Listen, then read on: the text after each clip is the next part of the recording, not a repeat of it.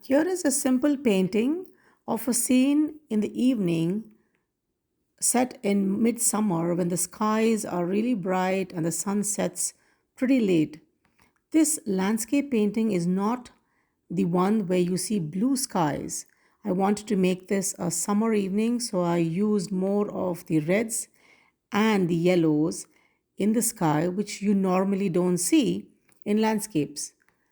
You will also notice that I did not pay any attention to the path of the color being a brown totally, and I went with a yellow. And this is what actually ties the entire painting together when you look at it at the end of the whole painting session. Imagine the sky as a wash with soft flowing shades of crimson, the pigments that are bleeding one into another in a delicate way, that as if you feel waves are there in the sky, with red and hints of burnt orange. You can go with that first effect by using the wet on wet technique, and then let that dry for a few minutes. While it's drying, I went ahead and laid my horizon line a little below the halfway length of the paper and laid in some sap green to indicate the horizon line. I used the same green and a little darker shade of green to start with the landforms, the of midground and the foreground. The watercolor painting doesn't really require too much of technique as long as you know what is the kind of sky you need, and also finding out what kind of proportion you are going in for when it comes to the landscape.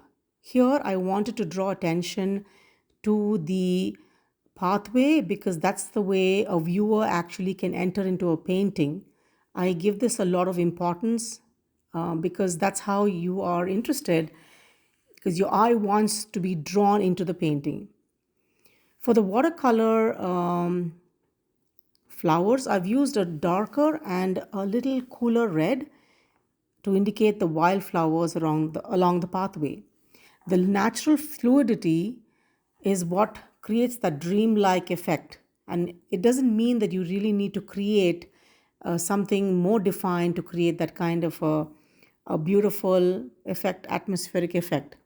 It's the watercolors that settle into the paper which really creates that beautiful effect.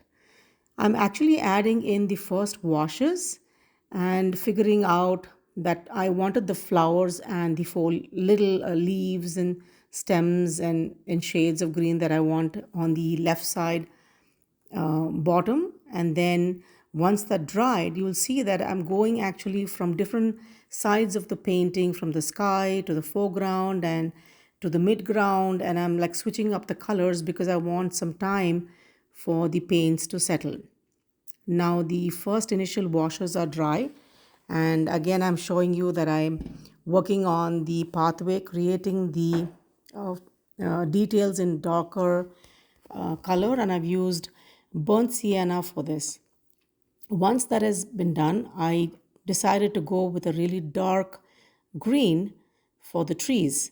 The distant trees are actually painted in soft but muted tones that will actually depict the distance that a viewer is at when they look at the trees. I've used the cooler grays and the indigos for this, and I also took advantage of the same color and toned it down with more water and used it for the mountains, the suggesting depth and the distance without any harsh lines. The beauty of the watercolor shines here, allows the forms to emerge with subtle softness. I again come and add the darker values, as you can see, to create the wonderful differentiations in the landforms. In the foreground, a vast expanse of green space is what I wanted to come to life. So, with through layers of different shades of light sap greens and blending into darker viridians, and actually, viridians was very less. I think I used more of a little yellow and sap green, and the brushstrokes stay loose and organic. I'm letting the water guide some of the shapes, creating the effect of wild, untamed grass and foliage. So this is a very easy painting, and I also wanted to highlight the flowers again. So it's all up to you as to how many layers you want, but the key over here is the sky is very light and the foreground is bright. That's how we paint landscapes. It's always the sky is the lightest value and the foreground is the darkest value. And then I went back in and add some more highlights, details along the pathway, created some more of the tree, some more colors for the trees, and my strokes over here for the grass is different each time because that's how grass grows. You don't want everything to be in one direction. So I hope you enjoyed this painting, and I'm also adding a little more depth by creating those values on the mountain. Over here, while I was painting, I accidentally added a little bit of green. I realized I don't want the green, and I felt the skies needed a little more enhancement, so I went ahead and added some of the yellow that was already there and touched it up a little with the red. So it's a very easy painting, but the key over here is going slow, being mindful as to the proportions, the colors, and the colors need not always be blue skies and the standard colors that we see in landscapes.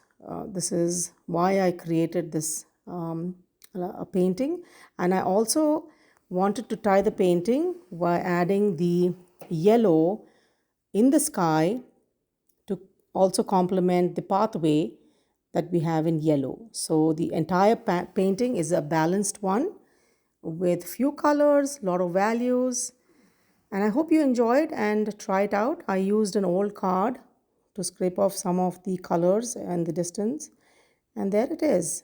So try it out with some colors and see how it goes. Thank you for watching. I hope you enjoyed it as much as I've enjoyed painting it and showing it to you.